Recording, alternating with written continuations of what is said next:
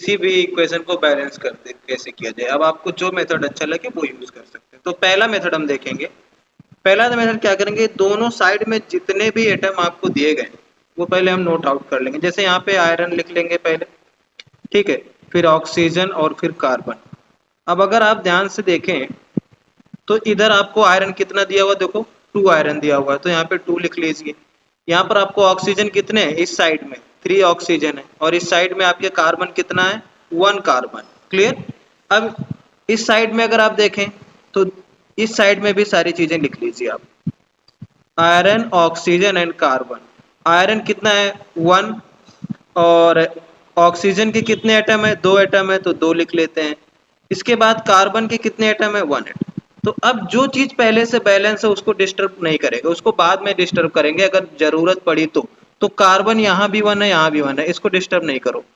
Iron को देखो तुम, पहले आप ऑक्सीजन को भी आप बैलेंस कर सकते हैं या फिर पहले आयरन को भी कर सकते हैं। क्लियर। ऑक्सीजन से करेंगे या फिर आयरन से करेंगे। तो अब देखेंगे यहाँ पे आयरन आपका 2 है, यहाँ पे कितना है, 1 है, यहाँ पे आयरन 2, यहाँ पे 1। क्लियर। अब अगर हम ध्यान से देखें तो आयरन को आपको यहाँ पे, यहाँ पर 2, यहाँ पर 1। अब पहले ऑक्सीजन से स्टार्ट करें तो ज्यादा बेटर रहेगा। ऑक्सीजन से स्टार्ट करते हैं।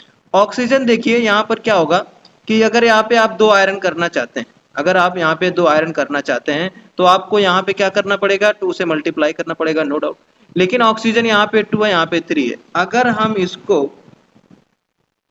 2 से मल्टीप्लाई कर दें और इधर इसको 3 से मल्टीप्लाई कर दें तो इधर 6 ऑक्सीजन, इधर 6 ऑक्सीजन हो जाएंगे। क्लियर। यानी इधर वाले ऑक्सीजन को कितने से, 2 से मल्टीप्लाई कर दिया, इधर वाले ऑक्सीजन को कितने से, 3 से मल्टीप्लाई कर दिया, तो 3 2 जा 6, मतलब 6 ऑक्सीजन हो गए। यहाँ पे 2 3 जा 6, तो 6 ऑक्सीजन हो गए। लेकिन इससे क्या हो गया, बाकी भी चीजों पे भी फर्क पड़ा। जैसे आयरन पे कितना फर्क पड़ा, आयरन अगर हम देखेंगे तो 2 2 जा 4, मतलब 4 आयरन हो गए यहाँ पे। लेकिन इसका मतलब आयरन में कितने से मल्टीप्लाई किया हमने, 2 से मल्टीप्लाई किया तो 4 आयरन हो गए। क्लियर। इसका मतलब यहाँ भी हमें कितने से मल्टीप्लाई करना पड़ेगा, 4 से मल्टीप्लाई करना पड़ेगा तो 4 होंगे। मतलब यहाँ से कितने से मल्टीप्लाई करना पड़ेगा, 4 से मल्टीप्लाई करना पड़ेगा। क्लियर। तो हमने 4 से मल्टीप्लाई कर दिया, ये हमने किससे मल्टीप्लाई कर दिया, 4 से। अब देखेंगे कि कार्बन को देखेंगे, कार्बन यहाँ पे 1 है, कोई दिक्कत नहीं, 1 है।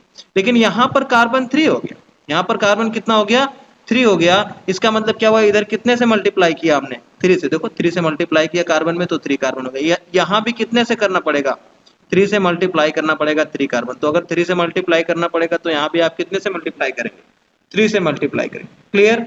समझ में आया आप लोगों को। तो ये आपका इक्वेशन बैलेंस हो गया। अब आप ध्यान से देखेंगे तो आयरन इधर 4 है, इधर 4 आयरन है, इधर ऑक्सीजन 6 है, इधर भी 6 ऑक्सीजन है, यहाँ पर 3 कार्बन है, यहाँ भी 3 कार्बन है। तो ये आपका पहला मेथड हुआ। क्लियर। पहला मेथड हुआ। दूसरा मेथड हम लोग देखते हैं। अगर हम लोग दूसरे मेथड की बात करें, मेथड सेकेंड, सेकेंड मेथड की अगर हम बात करें, ध्यान से देखिएगा, आपको अच्छे से समझ आएगा और शायद ये मेथड आपको ज्यादा बेटर लगे। ठीक है। सेकेंड मेथड हम देखते हैं, हो सकता है ये मेथड आपको ज्यादा बेटर लगे। तो पहले लिख लो जो इक्वेशन आपको दी हुई chemical equation, Fe2O3 plus carbon, और इधर दिया हुआ आपको कितना, आयरन का एक एटम दिया हुआ है प्लस कार्बन डाइऑक्साइड का एक मॉलिक्यूल दिया हुआ। ठीक है। अब आप एक काम करो, यहाँ पर ए से सब में मल्टीप्लाई कर दो, यहाँ पे ए से मल्टीप्लाई कर दो, यहाँ से बी से, और यहाँ पे सी से, और यहाँ पे डी से मल्टीप्लाई कर दीजिए आप। अब ध्यान से देखिए, इसमें भी वही सेम चीज करेंगे हम लोग। कैसे, अब क्या करेंगे, एक एक एटम पकड़ो इसमें। जैसे पहले Fe एटम पकड़ो, Fe आयरन का एटम। ठीक है। आयरन को, आयरन देखो यहाँ पे कितना है, ये आगे जो लिखा हुआ होता है इसमें से मल्टीप्लाई किया जाता है, आपको अच्छे से पता। तो 2 इंटू ए, इधर कितने आयरन है, 2A आयरन है। देखो 2 इंटू ए, 2A आयरन है, ध्यान से समझना आप लोग। और इधर कितने आयरन है, C आयरन है। यहाँ पे भाई अगर जितना होता उतने आयरन, 2 होता तो 2 आयरन, लेकिन C है, तो यानी इधर कितना हो जाएगा, 2A is equal to C। इधर वाले साइड को एटम को उधर वाले साइड के एटम से इक्वल कर दिया जाता है। ठीक है। दूसरा नंबर पे क्या, ऑक्सीजन एटम को पकड़ लो। ऑक्सीजन एटम अगर आप देखेंगे, देखो तो इसका कितना 3 है, यहाँ पे A है, तो इधर इस वाले साइड में, लेफ्ट हैंड साइड में कितना, 3A। ठीक है। ऑक्सीजन कितना है, 3A। देखो ऑक्सीजन इस वाले साइड में कितना है, 3 इंटू ए। क्लियर। इस वाले साइड में देख लीजिए आप, 2 इंटू डी, ऑक्सीजन को देखना है सिर्फ, 2 इंटू डी, तो कितना, 3 इंटू ए के किसके इक्वल हो गया, 2 इंटू डी के इक्वल हो गया। फिर लास्ट में हम कार्बन देख लेते हैं। कार्बन अगर आप ध्यान से देखेंगे तो इधर कितना कार्बन है, बी कार्बन है, इधर कितना कार्बन है, इधर का कितना कार्बन है, डी कार्बन है, यानी B is equal to D आ रहा है आपका। बी इज इक्वल टू क्या आ रहा है, डी आ रहा है। ध्यान से देखेंगे तो आपको क्या मिलेगा, B is equal to D मिलेगा। अब इसमें ध्यान से देखिए हम, जो ज्यादा बार आए, जैसे ए या डी 2 बार आ रहा है, देखो ए 2 बार आ रहा है, डी भी 2 बार आ रहा है, तो इसमें से किसी एक को 1 मान लो। ध्यान से देखिएगा आप लोग, बहुत इजी है। इसमें से किसी एक को 1 मान लो, let a is equal to 1। अब मान लो बस, इसमें कोई दिक्कत नहीं है, ऐसा ही करना है आपको हर जगह पे। Let a is equal to 1, 1 मान लिया हमने। अगर a को 1 मान लिया तो c की वैल्यू क्या हो जाएगी, देखो 2 इंटू 1 2 हो जाएगी। c की वैल्यू कितनी हो जाएगी, 2 हो जाएगी। भाई a को 1 मान लोगे तो 2 इंटू 1 कितना हो जाएगा, c की वैल्यू 2 हो गई। अगर c की वैल्यू 2 हो गई और a की वैल्यू यहाँ पे 1 हो गई, तो a की वैल्यू यहाँ दूसरे वाले इक्वेशन में 1 पुट करो, तो 3 into 1 is equal to 2d, यानी d इज इक्वल टू आ जाएगा कितना, 3/2। d इज इक्वल टू कितना आ जाएगा, 3/2 आ जाएगा। ठीक है, ये आ गया आपका। अब देखो d की वैल्यू 3/2 यानी b d के इक्वल है, तो b की भी वैल्यू कितनी हो जाएगी, 3/2 हो जाएगी। देखो b और d दोनों इक्वल है, तो d की वैल्यू अगर 3/2 आई तो b की वैल्यू भी 3/2 आई। फिर से बता देते हैं, a को 1 मान लिया हमने, d को भी आप 1 मान सकते तो कोई प्रॉब्लम नहीं है। a को 1 मान लिया है ना, और इसको तब भी वो बैलेंस हो जाएगा आपका, बैलेंस करके देखिएगा एक बार। ठीक है, अब a b c तीनों की वैल्यू आ गई, a b c d तीनों की वैल्यू आ गई, मतलब सॉरी चारों की वैल्यू आ गई a b c d। अब b की वैल्यू क्या, यहाँ पे देखो b और d की वैल्यू सेम है। ठीक है, अब यहाँ पे सबकी वैल्यू पुट करना स्टार्ट कर दो। a की वैल्यू कितना 1, a की वैल्यू कितना 1 1 रखते हैं, तो यहाँ पे 1 रखने का कोई मतलब नहीं बनता, तो 1 लिखेंगे नहीं। तो Fe2O3 प्लस b की वैल्यू कितना है, देखो b की वैल्यू 3/2 है, b की वैल्यू कितना 3/2, और ये कितना हो जाएगा 3/2 इंटू कार्बन हो जाएगा। फिर इसके बाद इधर c की वैल्यू कितना है, c की वैल्यू 2 है, तो 2Fe और प्लस d की वैल्यू कितना है, d की वैल्यू है 3/2, तो ये हो जाएगा 3/2 CO2। अब देखेंगे ये फ्रैक्शन में लिखा हुआ है दो जगह पे, यहाँ फ्रैक्शन, तो पूरे इक्वेशन को 2 से मल्टीप्लाई कर दो, पूरे इक्वेशन को 2 से मल्टीप्लाई कर दो। ठीक है, 2 से मल्टीप्लाई करेंगे तो कितना हो जाएगा, यहाँ पे हो जाएगा 2Fe2O3। ठीक है, प्लस ये 2 से मल्टीप्लाई करोगे जब इसमें, तो 2 से 2 कैंसिल हो जाएगा, तो क्या बचेगा 3C बचेगा। देखो 2 से यहाँ मल्टीप्लाई करोगे तो 2 से 2 कैंसिल नहीं हो जाएगा, तो कितना बचेगा 3C बचेगा। फिर यहाँ पे 2 से मल्टीप्लाई करोगे तो 4Fe हो जाएगा, और यहाँ भी 2 से मल्टीप्लाई करोगे तो ये 2 कैंसिल हो जाएगा, तो कितना बचेगा 3CO2 बचेगा। तो अगर आप बैलेंस करके देखेंगे, ये जो इक्वेशन आपकी आई ये बैलेंस्ड इक्वेशन है। ये क्या है आपकी बैलेंस्ड इक्वेशन, बैलेंस्ड इक्वेशन। तो ये इक्वेशन देखो, और ऊपर जो हमने बैलेंसिंग की थी, ऊपर जो हमने बैलेंसिंग की थी ये इक्वेशन देखो, है ना, बिल्कुल दोनों सेम आ रहा है, यानी दोनों टाइप से आप बैलेंस कर सकते हैं। समझ में आया आप लोगों को? Okay, thank you. चलिए इसी तरह से हम लोग एक और एग्जाम्पल देखते हैं, दूसरा एग्जाम्पल। इसको पहले मेथड से सॉल्व करने की कोशिश करते हैं। तो पहले मेथड में क्या करते हैं, सारे एटम लिख लेते हैं। इस साइड में कौन कौन से एटम है, सोडियम लिख लिया आपने, ऑक्सीजन लिख लिया, हाइड्रोजन लिख लिया और सल्फर लिख लिया। अब देख लो कितने एटम है, सोडियम का 1 एटम है, ऑक्सीजन का कितना है, इधर देखो 1 एटम है, और इधर कितना है +4 एटम। ठीक है, इज इक्वल टू हाइड्रोजन के कितने हैं, यहाँ पे 1 एटम है, और यहाँ पे कितना है 2 एटम।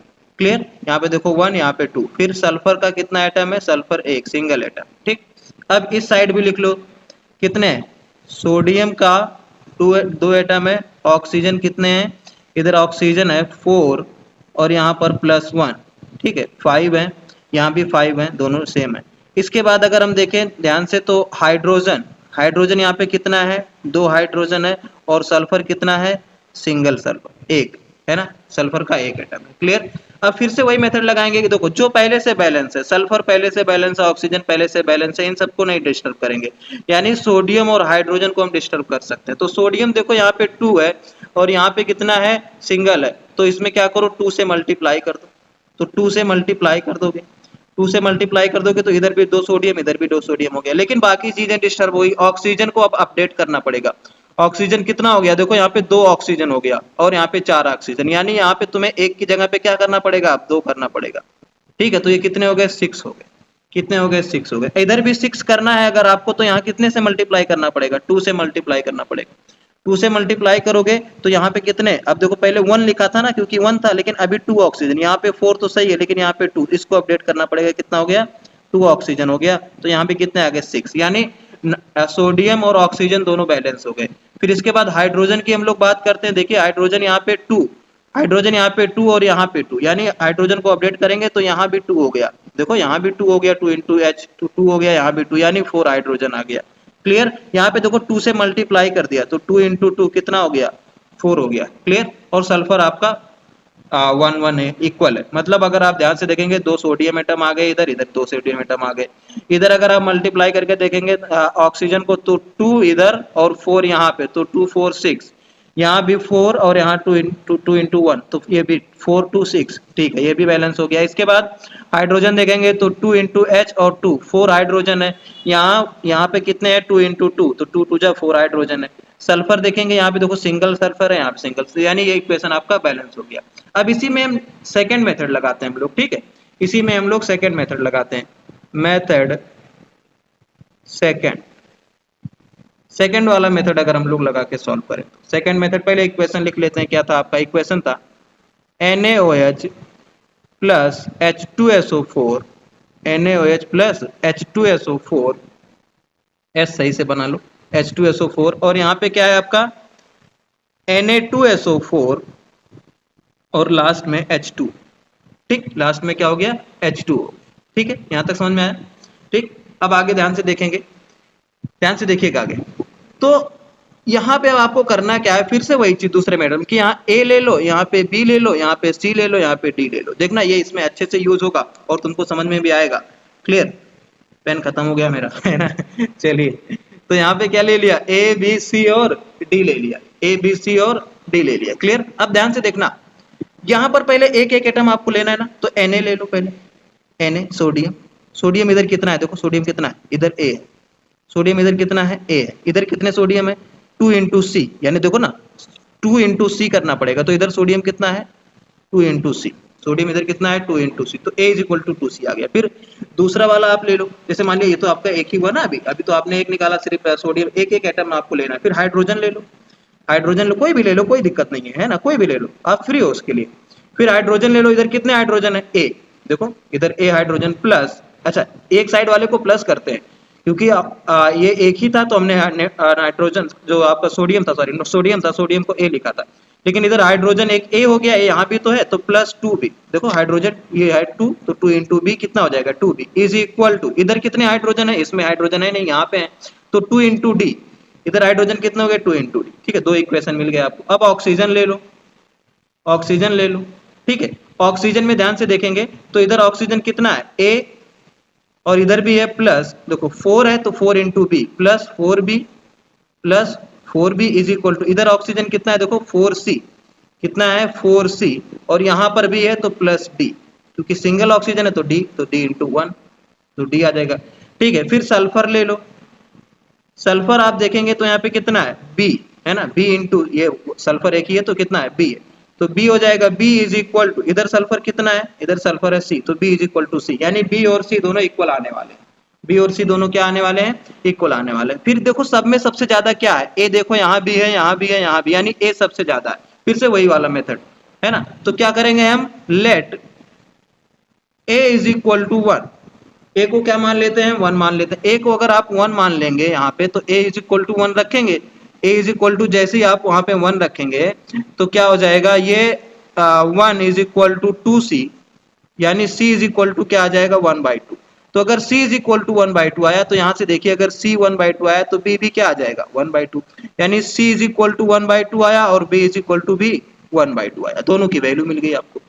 अब A की, B की, C की वैल्यू मिल गई, D की वैल्यू तुम्हें निकालना है, यहाँ से निकाल लो। देखो A की वैल्यू कितना, A की वैल्यू 1 प्लस 2 इंटू B की वैल्यू कितना, 1/2, तो 1/2 रख दिया, is equal to 2 into D, तो ये कैंसिल हो गया, ये कैंसिल हो गया, यानी अगर हम ध्यान से देखेंगे तो ये जब कैंसिल आउट हो गया तो ये कितना हो जाएगा, 1 प्लस 1 बचा, 1 प्लस 1 यानी 2 इज इक्वल टू 2D, तो 2 से 2 कैंसिल, इसका मतलब D की वैल्यू भी कितनी आ गई, 1 आ गई, D की वैल्यू कितनी आ गई, 1 आ गई। अब ध्यान से देखिएगा, अब इक्वेशन को हम लिखते हैं, देखो यहाँ पर A है तो A की जगह पे कितना लिखेंगे, 1 लिखेंगे, A की जगह पे कितना 1, तो 1 लिखा नहीं जाता है, तो क्या हो जाएगा ये NaOH, फिर प्लस, ठीक है, यहाँ B है तो B की जगह पे क्या लिखोगे, ये देखो B की वैल्यू 1/2 है, B की वैल्यू 1/2 है, B की वैल्यू कितनी है, 1/2, तो B की जगह पे 1/2 H2SO4, 1/2 H2SO4।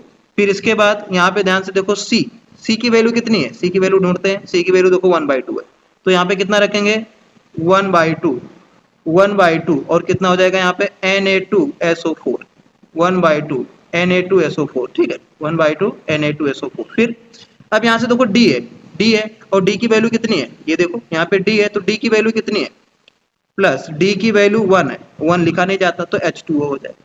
हमने बोला था लास्ट टाइम कि जब फ्रैक्शन में हो तो मल्टीप्लाई कर ले, देखो फ्रैक्शन में यानी 2 नीचे है तो 2 से डिवाइड सॉरी 2 से मल्टीप्लाई कर लो, पूरे क्या कर लो 2 से पूरे में मल्टीप्लाई कर दो। जैसे ही आप 2 से मल्टीप्लाई करेंगे तो यहाँ पे 1 था तो 2 × 1 2 हो जाएगा, तो कितना आ जाएगा 2NaOH, क्या आ जाएगा 2NaOH। यहाँ से 2 से मल्टीप्लाई करेंगे, यहाँ पे 2 लिखोगे तो 2 × 2 कैंसिल हो जाएगा, है ना, देखो ये 2 और डिवाइड बाई 2 है तो 2 से 2 कैंसिल हो जाएगा, तो बचेगा क्या सिर्फ H2SO4 बचेगा, 1 H2SO4 बचेगा, 1 लिखा नहीं जाता तो H2SO4 बचेगा। फिर यहाँ भी 2 से मल्टीप्लाई करोगे, यहाँ भी कैंसिल आउट हो जाएगा क्योंकि यहाँ 2 लिखोगे 2 से 2 कैंसिल, तो यहाँ क्या बचेगा Na2SO4, क्या बचेगा Na2SO4 बचेगा। फिर प्लस 2 से मल्टीप्लाई पूरे में करना तो यहाँ भी करोगे, यहाँ पे क्या आ जाएगा 2H2, ठीक है। तो बैलेंस अगर हम करके देखेंगे तो ये हमारा बैलेंस है, देखो 2 सोडियम, यहाँ भी 2 सोडियम, यहाँ पे ऑक्सीजन कितना 2 और 4 6, यहाँ भी 4 और 2 6, यहाँ पर हाइड्रोजन कितने आपके 2 और 2 4, यहाँ पे हाइड्रोजन 2 2 4, ठीक है।